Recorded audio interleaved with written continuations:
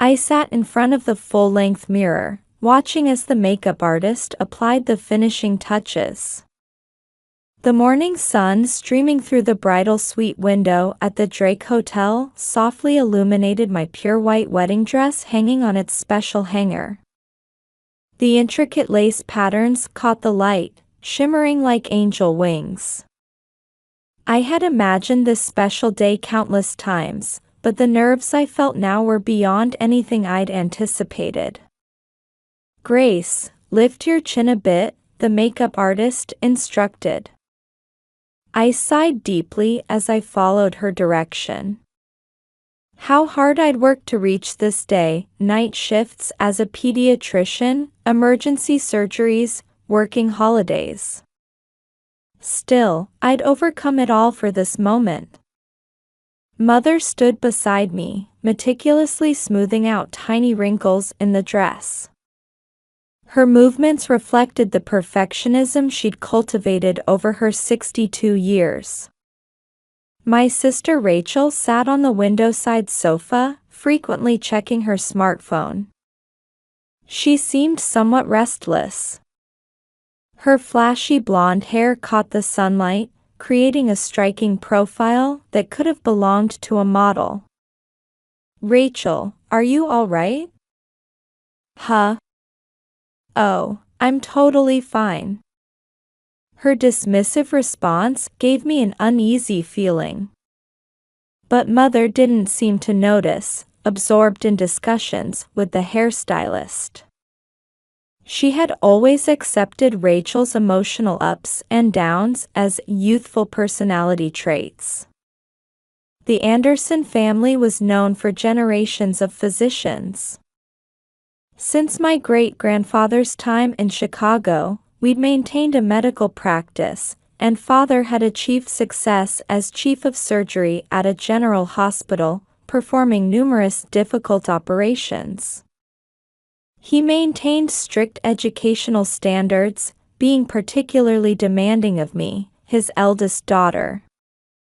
Even on holidays, reading medical textbooks was routine, and time with friends was limited. In contrast, Mother was lenient with Rachel. I was often told, "She's your younger sister," and despite feeling the unfairness, I continued to look after her. The day I received my medical school acceptance letter, Father, unusually emotional, had tears in his eyes. Rachel, however, became sullen, shouting, "It's always about big sister," before locking herself in her room. Perhaps that's when something began to twist inside my sister. Years later, I met Michael. It was in a conference room at Chicago Children's Hospital. I still vividly remember the day we first met over a medical malpractice consultation. The atmosphere in the room seemed to shift when his 6-foot frame entered. "Dr. Anderson, if you could review these documents." "Yes, Mr. Crawford." Weekly meetings continued, and we had chance encounters at cafes. I gradually found myself drawn to his depth of knowledge, cultivated at Princeton and the University of Chicago. Then came our first dinner date. At a small Italian restaurant in Chicago's River North, he smiled sheepishly. A doctor and a lawyer, an unexpected combination, isn't it? But both professions help people. Those words touched my heart. His sincere gaze and gentle smile, his honest and thoughtful nature. I instinctively felt he was the one. It was something beyond his position as a medical malpractice attorney. I was drawn to him as a person. I returned my gaze to my reflection in the mirror. My shoulder-length chestnut hair fell in elegant waves, my makeup was perfectly done, and the tiara Mother had chosen cast a soft glow. The ceremony was about to begin. But I couldn't shake my concern about my sister's behavior. She kept checking her phone and sighing, fidgeting restlessly. Rachel? Are you really okay? I'm fine, don't worry. Today is your special day, isn't it? Something lurked behind those words. The hollow response and unnatural smile. I desperately suppressed the anxiety spreading in my chest. Today was my special day. Everything would be fine. I wanted to believe that. The heavy doors of St. Patrick's Church opened, and the majestic sound of the pipe organ filled the air. The Gothic-style church, with over a century of history, seemed to radiate a special brilliance today. A crimson carpet stretched in a straight line toward the altar. White wooden pews on either side seated 200 guests with solemn expressions, medical colleagues, legal luminaries, social elite. The weight of their gazes felt like a burden on my shoulders. Pure white roses and baby's breath adorned the altar lavishly, and light streaming through the 20-meter stained glass windows cast rainbow shadows on the floor. The stained glass, crafted in 1912, vividly depicted the Virgin Mary's compassionate expression. When we finished the final check in the bridal waiting room, Father offered me his right arm. At that moment, I felt my heart pound heavily. His arm was both strong and delicate, like a testament to the thousands of surgeries he'd performed as a surgeon. Through my veil, the scene before me felt like a dream. At the end of the aisle stood Michael.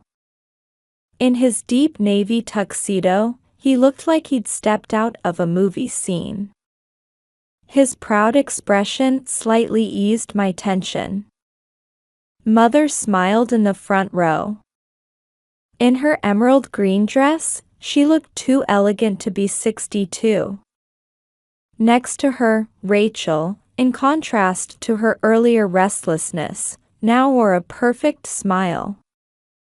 Her champagne gold bridesmaid dress enhanced her beauty even more. But her hands were trembling slightly. "Dad," I whispered, and he nodded gently. My father, always strict as both a doctor and surgical chief, had tears in his eyes today. His profile reminded me of the day he first learned of my medical school acceptance. To the organ's melody, we began our slow walk. Mendelssohn's Wedding March echoed through this church, built in 1846. Feeling the guests' gazes, I took each step forward into my new life. Before the priest, Michael and I exchanged our vows. Our hands, placed on the Bible, felt each other's warmth. I vow to love, honor, and cherish you. Michael's voice trembled slightly, unlike his usual confident courtroom manner. I vow to love, honor, and cherish you. My response was met with warm applause throughout the church. Through my veil, I could see Mother wiping away tears in the front row. After the ceremony, in the limousine heading to the Drake Hotel, Michael gently held my hand. Outside the window, Chicago's cityscape gleamed in the May sunlight. As we drove north on Michigan Avenue, we savored the anticipation of our new life together. We're really married now. Yes, it's the perfect day. In the back seat, Rachel was again staring at her phone. I couldn't help feeling uneasy watching her fingers dance across the screen. What was she messaging, and with whom? The Gold Coast room on the top floor of the Drake Hotel, established in 1920, was decorated lavishly in gold and white, true to its name. Crystal chandeliers cast light like stardust from the ceiling. 20 round tables each seated 10 guests, with white rose and hydrangea centerpieces creating an elegant atmosphere. The pure white tablecloths gleamed, the perfectly arranged tableware, and rows of premium champagne, everything was perfect. As staff finished serving the main lobster salad, Father stood for the toast. The room fell silent. Thank you all for joining us today. I'm proud to have raised Grace to become an excellent physician. Since childhood, she has found joy in helping others. I couldn't be happier that she has found Michael, who shares her dedication to serving others. It happened just as the mushroom bisque was being served. Suddenly, Rachel stood up unsteadily. She clutched a champagne glass in her trembling hand. Her cheeks were unnaturally flushed, her eyes fixed. May I say something too? After forcefully taking the microphone from a staff member, Rachel displayed a defiant smile. In that moment, a chill ran down my spine. Instinctively, I sensed something terrible was about to happen. Hello everyone, I'm Rachel, the sister. She laughed brightly. An unnatural, painful laugh. Behind her perfect social media influencer smile with 50,000 followers, an unusual tension lurked.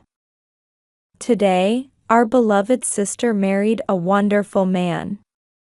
But everyone, we forgot to introduce tonight's waitstaff. The room fell silent. Even the chandelier light seemed frozen in that moment. It's perfect practice for being a bride, isn't it?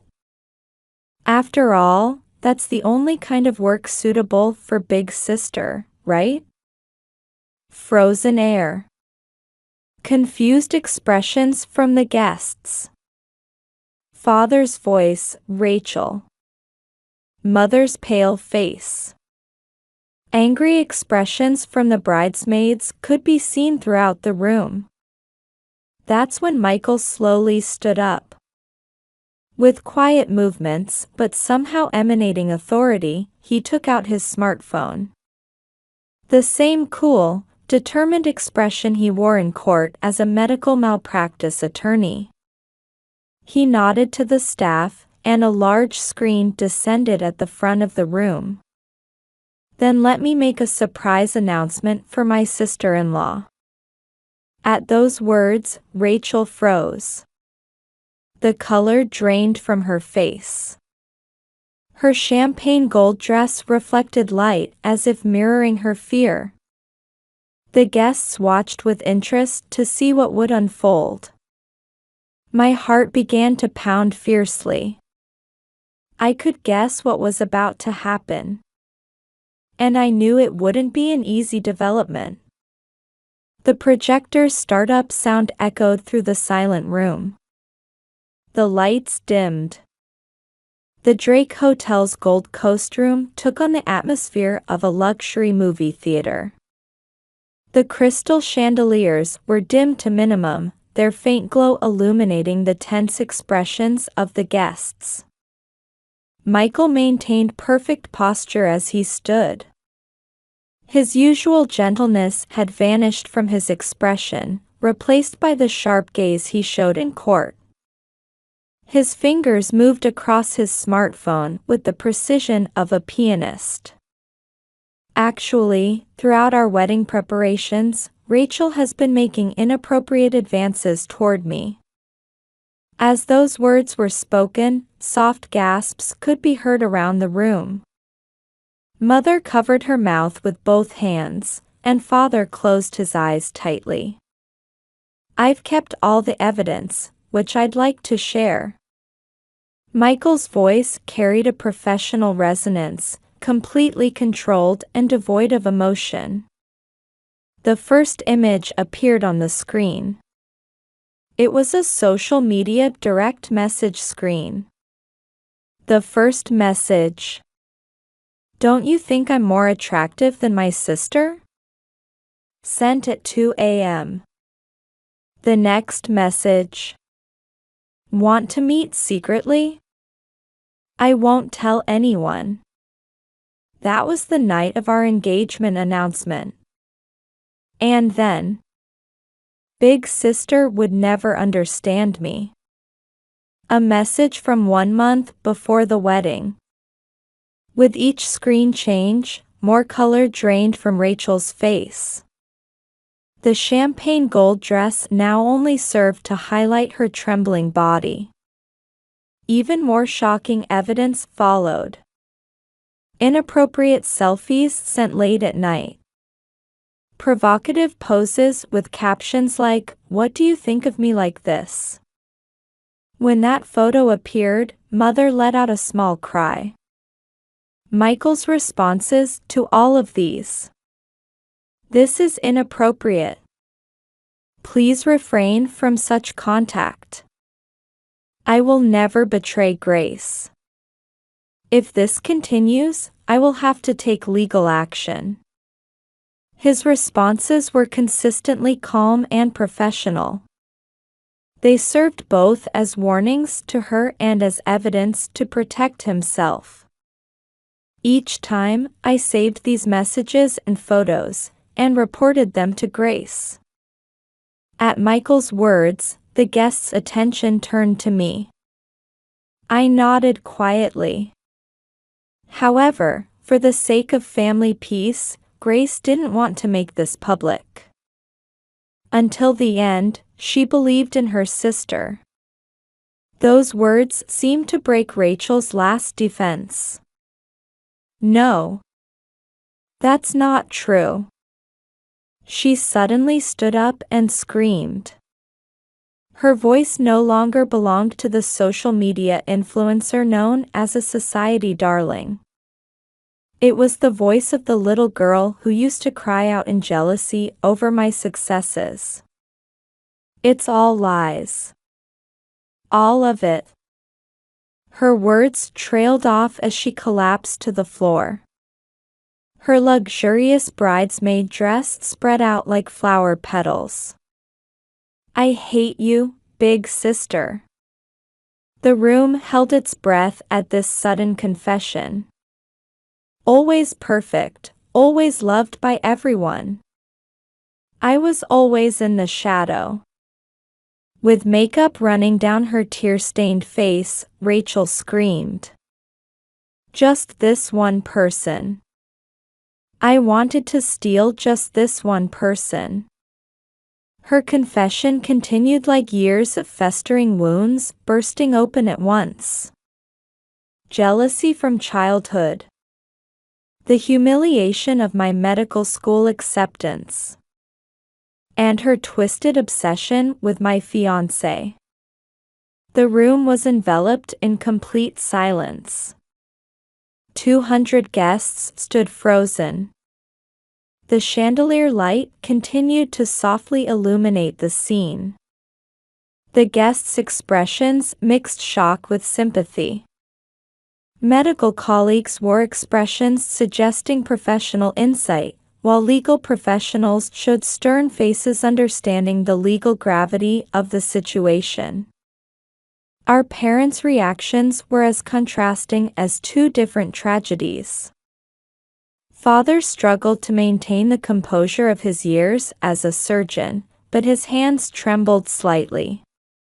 Mother repeatedly apologized while covering her face with a handkerchief. Our way of raising them, we're so sorry, truly sorry. The bridesmaids showed mixed expressions of anger and sympathy, seeming unsure how to react. The wedding's celebratory atmosphere had completely vanished. My voice broke the hellish silence. I slowly stood up, my wedding dress rustling quietly. Parents, Michael, and Rachel all watched intently, holding their breath. Rachel, let's end this. My voice rang out more calmly than I expected. My experience as a pediatrician, maintaining composure in countless difficult situations, supported me. I've always watched over you because you're my sister. But I cannot forgive what happened today. I delivered each word clearly. This is your final warning. Never approach us again. Those words echoed through the heavy air. Rachel collapsed onto the sofa as if all strength had left her. Mother began crying anew, and Father heaved a deep sigh. Michael stood quietly beside me, his presence giving me great strength. His gentle eyes held deep love for me and support for this decision. We said our goodbyes there. Even a final glance at Rachel wasn't necessary anymore. At 4 p.m., we returned to the Gold Coast room.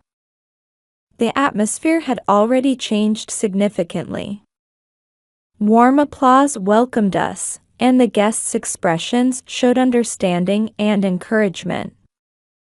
Our elegant first dance began. As Etta James's At Last started playing, Michael gently led me. We'll overcome everything together from now on. I smiled and answered his words. Yes, I'll be fine with you. As closing time approached, our parents made modest farewell greetings, and the final family photos were taken without Rachel. Those photos seemed to be missing something important, or perhaps freed from something unnecessary. Guests approached us one after another with words of support. You handled that beautifully. True happiness starts now. Finally, a pure white limousine awaited us. Walking through the shower of rice, I was certain. What we lost today was significant. But what we would gain from now on would be even greater. Before our honeymoon to Maui, we held hands as we entered the limousine. A quiet residential area in Chicago's suburbs. Spring flowers bloomed in the garden surrounded by white picket fences.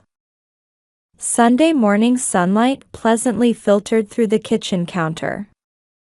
It was approaching 1 year since our wedding. Our first anniversary is coming up soon.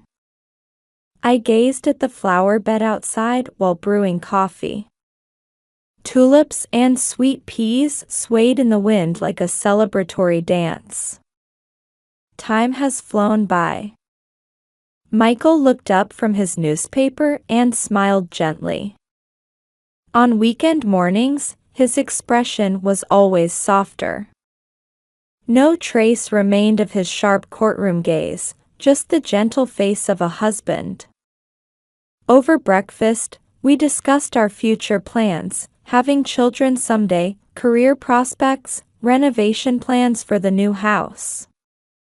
This ordinary happiness had become our daily life over the past year. Our relationship with my parents had gradually changed too. Monthly Sunday dinners at their house had become tradition. Father had retired from surgery and now taught at a university, mentoring the next generation. His expression had lost its professional tension, regaining softness. It makes me happy to see you both so content. Father always says this with slight embarrassment. Mother had changed too. Perhaps reflecting on how she had spoiled my sister, she now worked to build a more equal relationship. We're learning from our mistakes. Her words carried deep meaning. Rachel had moved to San Diego, California. She had drastically reduced her interior design work and made her social media accounts private. She seemed to be living a quiet life, the opposite of her former flashy lifestyle. I heard she had started seeing a psychologist. Through therapy, she was examining her self-centered nature and gradually changing. She had begun participating in local volunteer activities, learning for the first time to spend time for someone other than herself. Then, on Christmas morning, a letter arrived. Dear sister, I sincerely apologize for what happened that day. My actions were unforgivable. Through counseling, I've been confronting the twisted parts within myself, and I think I'm slowly changing. If possible, someday, as family. Her trembling hand could be felt in the handwritten letters. Signs of multiple rewrites remained on the paper. I sat on the sofa by the fireplace, reading that letter over and over. Complex emotions swirled in my chest. Hatred, love, nostalgia, anxiety. All these feelings merged into one, creating a whirlpool inside me. A new family photo adorned the mantelpiece. Our parents, Michael and me. While Rachel wasn't in the picture, her letter sat beside the frame. Outside the window, large snowflakes had begun falling quietly. Michael gently embraced my shoulders as the fireplace flames flickered softly. Time can heal some things, can't it? He nodded quietly at my words. Like flowers blooming in spring, perhaps wounded hearts can also sprout new buds. Though it's not yet time, someday, surely. The Chicago winter night deepened. The snow continued to fall gently, quietly blanketing our new home's garden in white. It was as if new pages were being added to our future.